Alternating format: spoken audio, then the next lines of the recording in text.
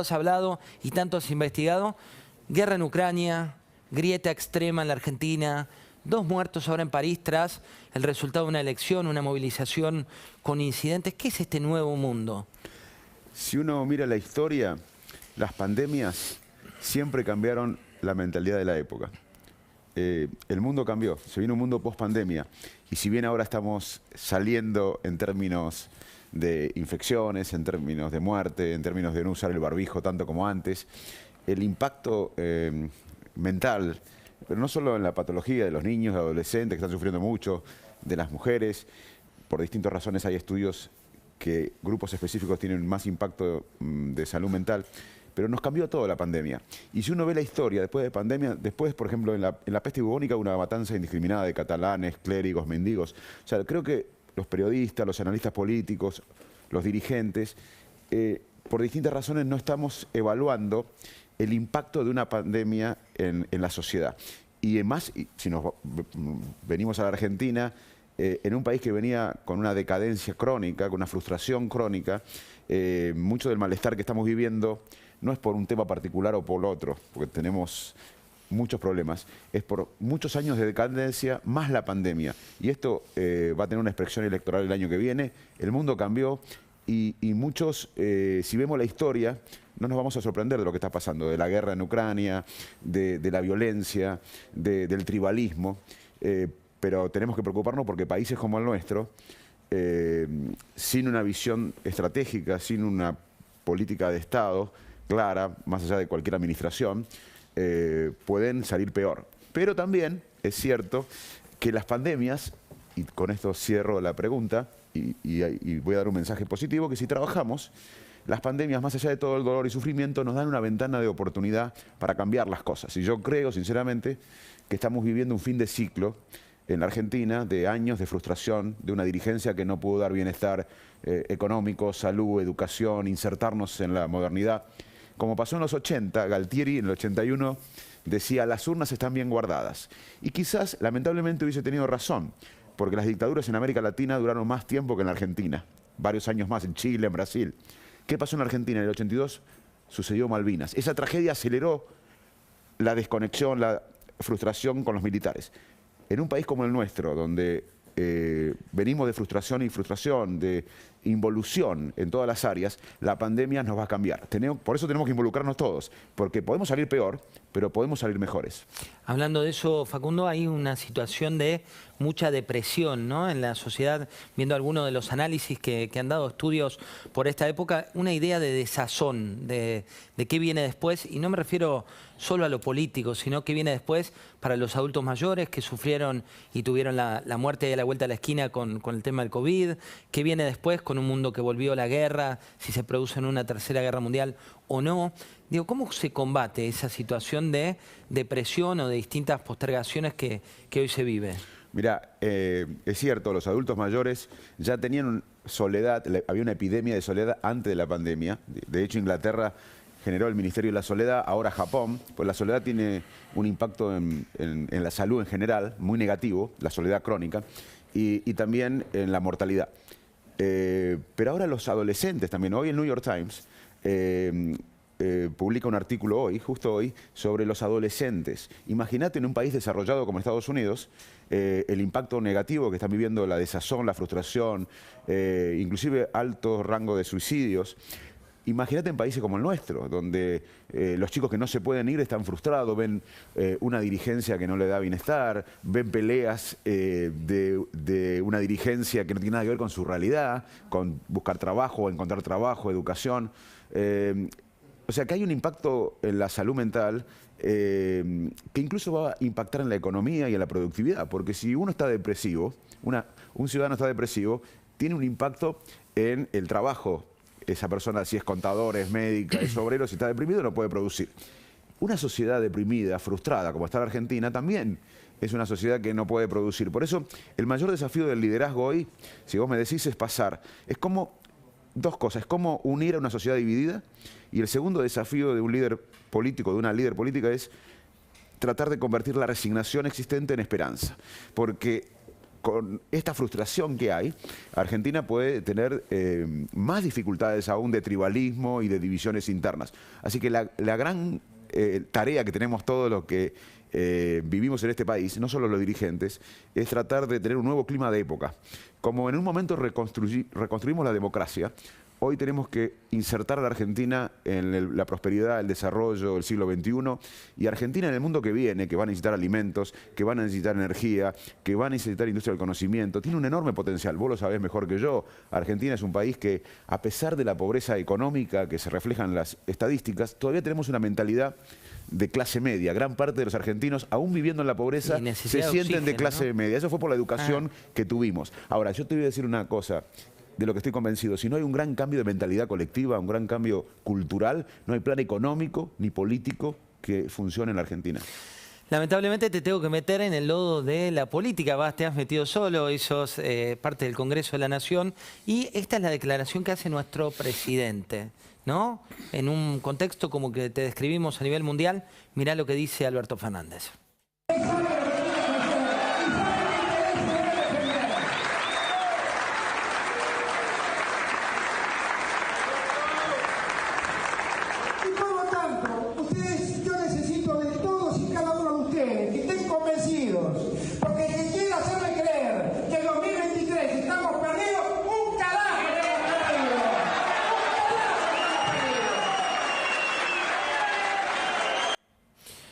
Mario Issi, en la Universidad Mario Issi, junto al presidente Fernández, hablando de no estamos perdidos carajo, hablando de 2023 en un país del cual 7 de cada 10 chicos no tienen trabajo cuando lo buscan, los nuevos.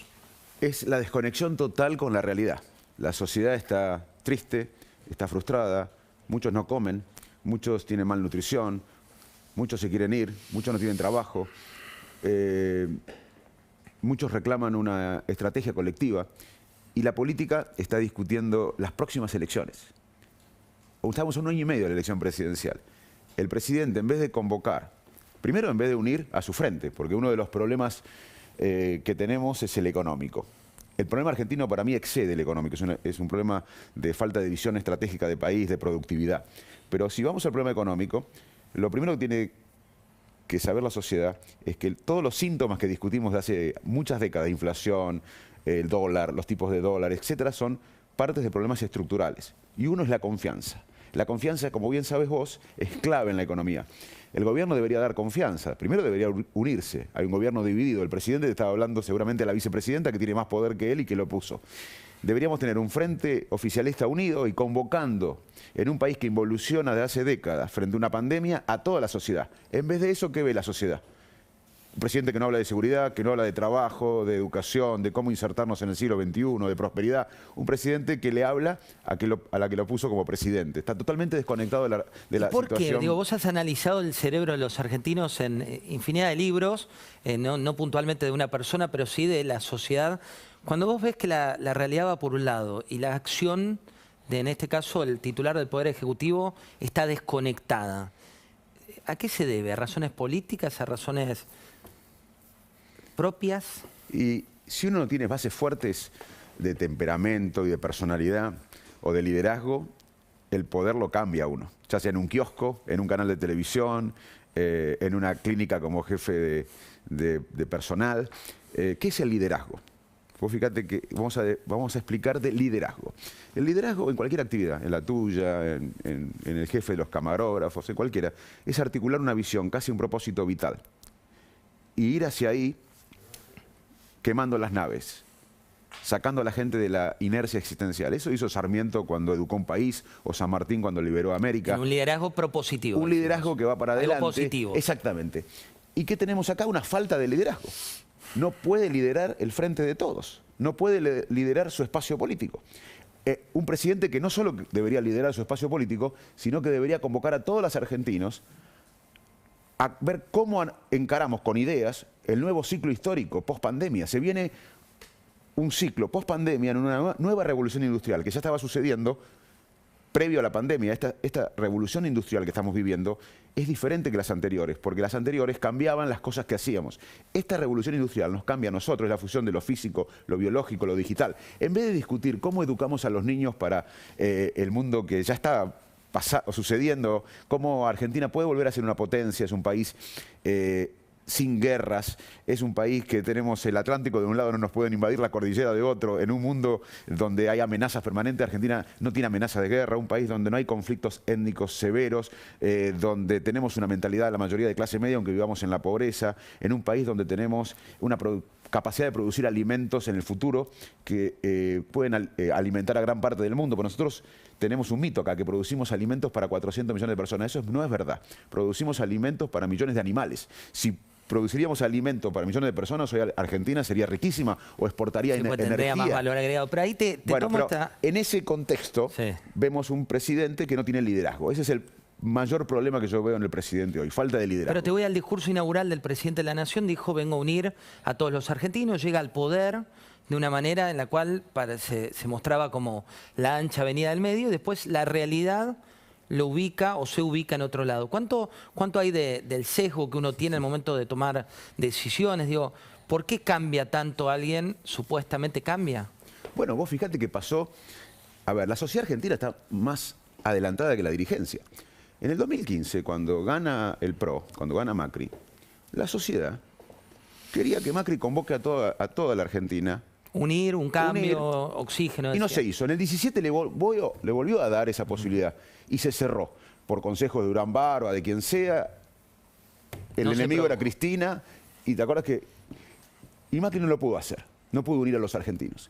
Y el presidente también, uno esperaba que, como bien decís vos, uniera a los argentinos. Sí. Yo creo que por Cristina tampoco pudo unir a los argentinos. Y él no tuvo el liderazgo para imponerse frente a la vicepresidenta.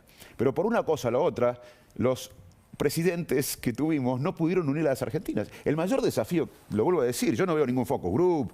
No. Ahora, yo veo que los países que se desarrollaron tuvieron ciertos consensos. Un ejemplo concreto. Holanda es el segundo exportador en dólares de alimentos. Un país chiquitito que le ganó terreno al mar, altamente poblado. El primer país que exporta alimentos en dólares es Estados Unidos. Uno diría, el segundo es Rusia, es Brasil, es Argentina, es China, es India, es Sudáfrica. No, Holanda. ¿Por qué? Porque hubo una política de Estado. Entonces, me parece que tiene que haber consensos en la Argentina, más allá de las diferencias. El desafío de reconstruir el país es más importante que la diferencia que tenemos aún en la coalición. Y el desafío de Argentina excede una coalición.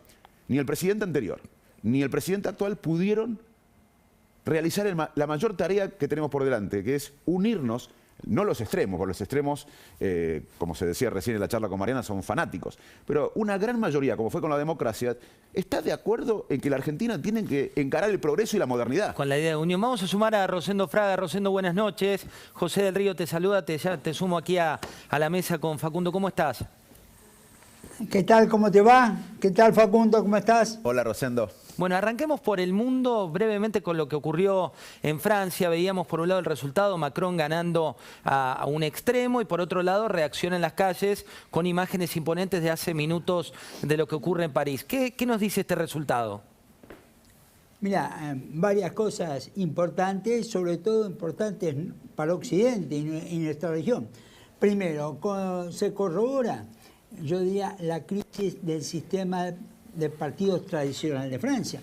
Ninguna de las dos fuerzas tradicionales, el socialismo o los republicanos, que dominaron la política francesa desde la Segunda Guerra Mundial, ha llegado a la Guerra Mundial, ha llegado a la segunda vuelta. En la primera, los dos sumados no llegaban al 10% de los votos. Este es el primer dato. Respecto a 5 años atrás, Macron sacó 8 puntos menos que entonces, Le Pen sacó 8 puntos más que entonces, ¿no es cierto? Y esto lo que hace que la derrota de Le Pen, en alguna medida, es ambivalente por el porcentaje que obtuvo. La política francesa está en crisis. Esto es muy, sobre una base de desigualdad y descontento social importante. Ahora, dos cosas más y ya dijo el tema. faltan los legisladores. Francia elige legisladores después del presidente. Y ahí vamos a ver, es un desafío para Macron y para Le Pen, porque van a bajar nuevamente su voto. Y el tema internacional. Alemania, Portugal, España convocaron a votar por Macron. Navalny, el opositor a Putin, convocó a votar por Macron, ¿no es cierto? Zelensky, el presidente de Ucrania, convoca a votar por Macron. Acá también ha habido, ¿no es cierto?, una apuesta internacional importante, yo diría, del mundo occidental, los países de la OTAN. Pero hay un 42% que votó por Le Pen, que no está en esa posición, en lo que es la potencia más importante de Europa en este momento. Rosendo, lo sumo a Facundo con el tractorazo, ¿no? Ayer fue el día del tractorazo, una masiva movilización, una muestra que no veíamos hace mucho tiempo, que es tener en este caso tractores en la Plaza de Mayo. ¿Qué representó para vos esa movilización? Mira, ayer estuve en Salto, en mi pueblo, y mi mejor amigo cría chancho, el Chori, mi nino. Y fuimos a tomar una cerveza, un vino al bar, y él es un pequeño productor. Me dice, mira, no tengo ganas de trabajar, me dice Goropo, me dice a mí. ¿Cómo no tengo ganas de trabajar? Y no, entre los impuestos que pago, no puedo invertir, tengo miles de ideas. Eso es lo que le pasa al campo, uno de los sectores que lidera en el mundo. El campo argentino es un orgullo, lidera en el mundo. Es el sector agrícola, como bien sabés, de los más modernos. Es los más modernos del mundo. Y tiene un freno de mano. El campo hizo la revolución del conocimiento que proponemos. El campo en las últimas décadas invirtió en genética, en tecnología, en innovación, en organización. Y hoy exporta mucho más de lo que exportaría si no hubiese hecho esta revolución del conocimiento. El campo se adaptó al siglo XXI.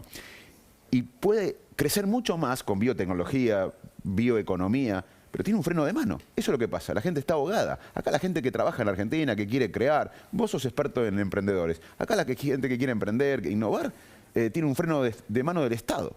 Entonces, eso es lo que pasa, la frustración que hay en la Argentina. Que el Chori, que mi amigo no quiera trabajar, me impactó, porque él es alguien que apuesta por la Argentina, una persona honesta, pero acá da todo lo mismo, parece cambalache. Entonces, bueno, ese es un sector que expresa su descontento y además, yo lo que siempre le explico al campo, que hay que diversificar la economía. Argentina tiene que, para mí el modelo de desarrollo argentina tiene que inspirarse en Canadá. Canadá tiene una parte de la economía basada en los recursos naturales y en los valores agregados a los recursos naturales. Pero una parte de la economía no tiene que ver con los recursos naturales, tiene que ver con industrias que la Argentina puede hacerlo tranquilamente. Satélites, ciencias de la salud, la industria del conocimiento, etcétera, etcétera. Si nosotros desarrollamos otras áreas para las cuales estamos bastante capacitados, en cada crisis no le mangueamos al campo. Entonces también es interés del campo que Argentina se diversifique y apueste a un desarrollo productivo. Sí, es algo podemos hablar de tu amigo el Chori, podemos hablar de Marcos Galperín viviendo en Uruguay con el dolor que supone para un país que el empresario más importante tenga que mudarse a otro país y que invierta en Ecuador, en Colombia y que no esté nuestro gobierno preocupado por atraerlo localmente. Déjame reivindicar a Galperín, porque como bien decís, Galperín es un modelo de liderazgo de emprendedores en el mundo y está viviendo en Uruguay. No podemos permitirnos que uno de los principales empresarios de la Argentina viva en el exterior. Tenemos que repatriar. Y la diáspora que tenemos afuera. Tenemos una riqueza intelectual en la gente que se fue, que se levanta a la mañana y ve La Nación o los diarios argentinos, que está conectada. Pero liderazgos que convoquen van a traer a esa diáspora. Van a traer, aunque no puedan volver físicamente porque se han desarrollado raíces afuera, esa diáspora tiene que, esa inteligencia argentina en el mundo tenemos que recuperarla. Rosendo, cuando haces el análisis de lo que ocurrió ayer, te cito a la portavoz del Gobierno Nacional, a Gabriela Cerruti, diciendo que fue un acto de la oposición. ¿Se equivoca el gobierno sindicando esto como la oposición? Mira, voy a compartir con vos 30 segundos de la portavoz para charlar de este tema. Veámoslo.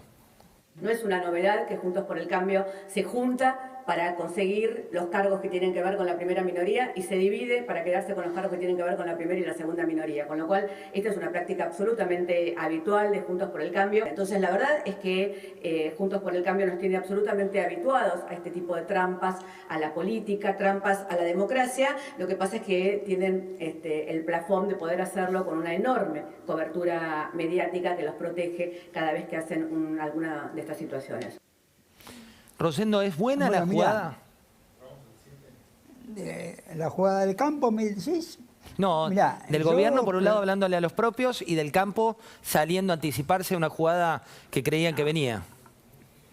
Bueno, mira, yo creo que en los últimos casi 2 años la calle ha estado dominada por expresiones del oficialismo hoy y de la izquierda. La 9 de julio ha sido un gran teatro de operaciones de la política y la protesta ha sido un instrumento de la política. Pero hacía casi 2 años que la oposición no estaba en la calle. ¿Te acuerdas de aquellos banderazos del 2020? Desaparecieron durante casi 2 años. Y una opinión disidente con el gobierno ha vuelto a la calle. Yo creo que descalificar políticamente a la protesta del campo y no decir nada de todas las otras protestas mucho más extendidas y mayores, creo que es un error. Facundo, ¿fue una propuesta de la oposición lo que se vio el campo? Digo, uno ve, fueron más de 200 entidades, sociedades y asociaciones rurales, no estuvo la mesa de enlace, fueron productores a nivel nacional. Cuando uno lee que el gobierno lo interpreta como algo de la oposición. No. Es más, esto interpela a la oposición, porque aunque muchos dirigentes hayan ido a la marcha, no representan quizás a toda la gente que estaba ahí.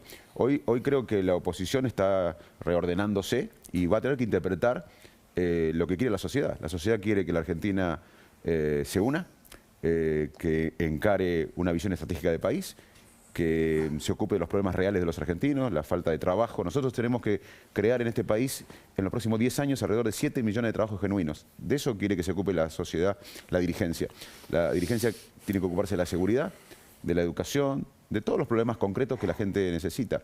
Y yo creo que es más, el cambio que uno está proponiendo es que tiene que ser de abajo para arriba. Vuelvo a la democracia.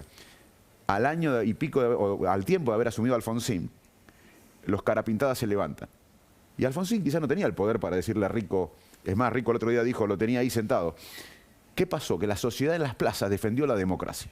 Por eso cuando nosotros nos metimos y nos involucramos en política es para que la sociedad empiece a reclamar un nuevo ciclo, un nuevo cambio de época, que ahora en vez de democracia es modernidad, progreso. Los argentinos hemos perdido la posibilidad de pensar en grande, de pensar en el progreso. Argentina era un país hace tiempo analfabeto y pobre. Y una generación la convirtió en uno de los países más ricos del mundo en unas décadas. Y volvió otra vez a decaer. Es uno de los pocos países del mundo que involucionó sin una guerra. Y bueno, el desafío histórico que tenemos ahora, post pandemia, en un país que venía declinando hace décadas, es reconstruir la prosperidad. Hemos perdido la posibilidad de soñar algo colectivo.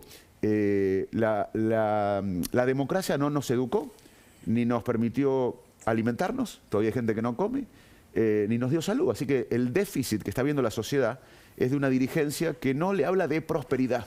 Bueno, pero hablando de eso, Rosendo, cuando uno ve, tuve la suerte de estar en una reunión con colegas de toda la región, ¿no? Y lo que te dicen es que no hay tiempo por parte de las sociedades para que esto que nos cuenta Facundo se produzca. Por ejemplo, el caso de Brasil con Bolsonaro, o ahora la pelea que se está produciendo, o lo que veíamos con extremos en algunos países. Digo, ¿de qué depende? ¿La sociedad está madura para esto, Rosendo, o nos van a tapar las urgencias de un país con una hiperinflación, o mejor dicho, una inflación galopante como prioridad? La sociedad está con urgencias y esto hay que tenerlo presente y está con frustración, está con impaciencia. Bueno, y el desafío de la dirigencia es transformar esto en una fuerza positiva. Yo creo que esto es lo que planteó, interpreto, es lo que planteó Facundo. Pero cuidado, no hay mucho tiempo. Y vos fijate que las dos democracias más antiguas, las dos fundacionales, que fueron Francia y Estados Unidos, nos encontramos con giros hacia el populismo muy marcados, ¿no es cierto? El fenómeno Trump en Estados Unidos, el fenómeno Le Pen en Francia. Cuidado, tenemos nuestros problemas en un contexto general que en alguna medida también los tiene. Nuestras urgencias, el terreno social, sobre todo no espera. Los traigo a los dos al lado de la política argentina, pero está bueno esto de hacer dos matices, ¿no? De tratar de levantar un poco la cabeza y meternos de nuevo en lo que ocurre. Veamos a Aníbal Fernández, mirá. Mirando el 2023 como que ya estuviera perdida la elección, ¿no? ¿Qué opinas? Perdida. Yo estoy convencido que vamos a ganar sin problema. No está perdida ni mucho menos.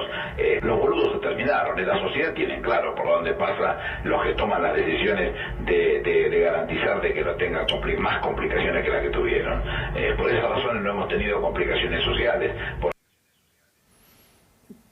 Esto en este contexto, te la doy primero a vos, Facundo, digo, hablar de 2023, hablar de elecciones, hablar de cuestiones que no interpelan a la sociedad. Primero, con respecto a las declaraciones del ministro, el kirchnerismo de los últimos 18 años va a haber gobernado 14. 14 años de los últimos 18 y cada vez estamos peor. En cualquier variable, educativa, de pobreza, de independencia del Poder Judicial, de frustración social, estamos peor. De 18 años, 14 han gobernado. Segundo, hay que hacer las dos cosas a la vez, como médico te lo respondo. Si uno tiene fiebre y es por una neumonía, se da un tratamiento para la fiebre, pero se trata del problema estructural, que es la neumonía. Se puede hacer las dos cosas a la vez. Se pueden tratar la emergencia, pero se puede pensar el desarrollo. Hay que hacer las dos cosas a la vez. Es más, el tema que angustia a los argentinos, la inflación. Uno de los temas, lo otro la seguridad, etcétera, y la falta de rumbo. La inflación, como vos sabés también, vos sos experto en esto, que necesita un plan de estabilización macroeconómica que vea la política fiscal, monetaria, etcétera. Y necesita confianza, unión. Cuando hablamos de unir a los argentinos, estamos hablando de economía. Es sistémico, y cuando hablamos, estamos hablando de economía, sí. La unión de los argentinos, sí, de una gran parte, por una visión de país, tendría un impacto positivo en la confianza, porque los inversores... Acá el problema del argentino, que nosotros no creemos en la Argentina y los de afuera no creen en la Argentina. Cuando hablamos de esto, estamos hablando de economía. Y cuando hablamos de educación y de innovación, de emprendedurismo, de tecnología, hablamos de economía. Hoy la educación es la economía del siglo XXI. Los países se pelean, los países desarrollados, la pelea de China y Estados Unidos es por la tecnología, por la educación. Hoy la pelea de los países desarrollados son por los sistemas educativos, científicos y tecnológicos. O sea que estamos hablando de economía cuando hablamos de estos temas, no estamos hablando de algo de abstracto. Estamos hablando, Rosendo, de la cuestión de fondo, ¿no? De tratar de salir del efecto bombero que uno ve. Por ejemplo, en el caso de Cristina, me interesa tu opinión. Recién hablábamos con Mariana Zubi, que es quien la investigó, quien la denunció. Ella dice, el ciclo de Cristina ahora sí está terminado definitivamente. Yo me muestro un poco escéptico, Rosendo, con eso, pero me interesa tu opinión, que sos nuestro experto en el tema. No, mira, yo registré tu comentario escéptico. Mira, muchos errores de predicción política en la Argentina se han cometido en los últimos años por darla por terminada Cristina Fernández de Kirchner. Y Cristina está demostrando una eficacia como líder político notable. Hay que diferenciar lo que a uno le gusta de lo que es, ¿no? Son dos cosas distintas. Cristina perdió imagen, como el grueso de los dirigentes del oficialismo, pero mantiene una cota de poder. ¿Qué es poder? Poder es instalar la agenda, poder es en un momento crítico alinear, poder es las presiones sobre el presidente, aún las críticas sobre el presidente. Su imagen no es buena, hay un desgaste, pero no hay que subestimarla como actor político a Cristina Kirchner. Recuerden que vamos hasta la medianoche hoy, ya está la mesa política para arrancar con nuestro debate, con muchos temas también de la agenda que viene. Tenemos la etapa de lo que viene en términos políticos y económicos a nivel nacional e internacional, y le damos la bienvenida también al equipo de las 23. No solo eso pasa en la primera mañana de la radio, sino también a los que se suman ahora con nosotros. Facundo, hablando de esto, hablando de Cristina y sus desvelos, ¿no? Cristina y la justicia, Cristina y el Consejo de la Magistratura. ¿Es algo que te sorprende? Si uno ve Santa Cruz, no. El kirchnerismo, como bien explicaba Mariana en la entrevista anterior, hace 30 años que gobierna Santa Cruz. Una provincia con mucho recurso natural, con turismo de nivel internacional, con una costa marítima increíble. Sin embargo, hay cada vez más más pobres, más desigualdad, más frustración. Yo estuve hace poco en Río Gallegos y como decía Mariana, ganó el radicalismo ahí, Roxana Reyes. Hay un cambio de época. ¿Por qué? A pesar de 30 años y gobernando la nación tanto tiempo, cada vez está peor esa provincia, con crisis en la salud, con la crisis educativa, con un control del Poder Judicial, con el 70 y pico % viviendo del Estado, sin actividad privada y la poca actividad privada con relación con el gobierno. Si uno ve la historia del kirchnerismo, no se sorprende lo que quiere hacer la Argentina. Ahora, la Argentina es más grande que Santa Cruz. Y yo creo que hoy la expresidenta y la vicepresidenta tienen una agenda que no tiene nada que ver con la agenda que quiere la sociedad y que necesita la sociedad. Ninguno de los extremos. No se sale de esto y tampoco hay medios. Es una mentira el medio. ¿Por qué es una mentira el medio? Porque imagínate que vos sos primo mío. Sí. Nosotros vivimos donde yo nací, cerca en Quilmes. Bueno, no, vamos a Quilmes, ahora donde yo nací. Vos sos mi primo Pepe de Quilmes y yo soy Facundo. Vos sos del Frente de Todos y yo soy de Cambiemos, lo comencé. No hay medio. Lo que tiene que haber acá es algo que nos una a los dos para votar. ¿Qué nos puede unir? Bueno, vamos a encarar el desarrollo. Argentina hace muchas décadas que tiene crecimientos, veranitos económicos, pero que no implicaron desarrollo inclusivo. Argentina hace décadas que no encara el desarrollo, porque eso tiene que hacerse en forma consensuada entre todas las fuerzas políticas. Acá no se hizo. Acá la rueda la quiere inventar un sector. Se acabó la de Argentina de la mitad anulando a la otra. Nos guste o no, vamos a tener que salir por arriba. Quien pueda salir por arriba del laberinto puede llevar este país al progreso, al siglo XXI, a los desafíos de la modernidad. Si seguimos con el modelo de ganar elecciones, pero anular a la otra mitad de la sociedad, Argentina va a tener en 10 años más pobreza, más desigualdad y vamos a hacer una oportunidad perdida, porque ahora tenemos en el mundo que viene una nueva oportunidad. El mundo, repito, va a necesitar las cosas que hacemos los argentinos. Sí, hay un cambio de paradigma concreto. Rosendo, quiero compartir contigo este tape de política explícita también de 2022, temporada alta. Mirá. La Corte. Sí. Mientras fue jefe de gabinete fue el momento donde se redujo a 5 el número de miembros y hoy todo el peronismo está pidiendo 7, 9, 13. Está mal, eso está mal. La Corte es una institución del país, nació con 5 miembros. Cristina tuvo el mérito de volver a 5 miembros para que no se juegue con el número de los jueces para tener jueces adictos. Y la verdad, la Corte tiene 5 miembros y debe tener 5 miembros. Y el resto es toda una fantasía. No importa cuántas mujeres, cuántos hombres haya. En parte impulsada por una idea teórica de Zaffaroni, que decía que debía dividir la Corte en salas. No es así la lógica constitucional. La Corte debe tener 5 miembros, debe funcionar con 5 miembros y deben ser miembros tan probos como los que están y tan probos como los que está proponiendo Macri. Rosendo, ¿qué hacemos con el archivo en la política? Bueno, el archivo hoy es mucho más viviente. Hoy tenés Google, te metés. Antes había que hacer, era mucho más difícil, ¿no es cierto? Ahora el archivo se articula inmediatamente. Pero, a ver, yo quiero decirte, primero, me parece que está, por un lado, hay un conflicto institucional. No un golpe institucional, pero hay un conflicto. El Ejecutivo por un lado, la Corte por otro lado y un Congreso que está dividido. Oficialismo, oposición y nadie tiene mayoría en ninguna de las cámaras. Del otro lado tenemos un conflicto político. Dentro del oficialismo por el liderazgo, presidente y vicepresidente. Y lo más importante acá es lo institucional. Lo institucional y lo político son distintos. Yo entiendo que para la gente es difícil diferenciar, pero son distintos. La renuncia de Máximo al bloque es político.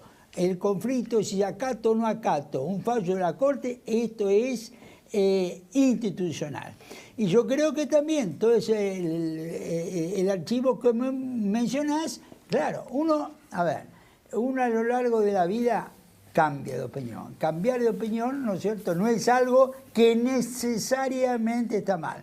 Pero cuidado, para un presidente tiene un costo que no lo tiene para las personas comunes. Facundo. Mira, todo lo que hablamos recién de cómo Argentina podría otra vez ser potencia, no se puede hacer sin instituciones fuertes. Y acá no se respeta a la Corte Suprema. que es lo que vimos en Santa Cruz por 30 años. Pero vos fíjate la diferencia que hay en la misma isla, República Dominicana y Haití. ¿Cuál es la diferencia? Porque los recursos naturales en esa misma isla es la misma. Las instituciones. No es perfecto Dominicana, pero es mejor que Haití. Costa Rica, la diferencia en Costa Rica y Nicaragua, las instituciones. La diferencia entre Uruguay y Argentina, las instituciones. ¿Por qué fracasan los países? Un libro que recomiendo, que muchos lo leyeron, enorme. La conclusión de un libro grande es: los países fracasan cuando no hay instituciones independientes del poder político, instituciones transparentes y fuertes.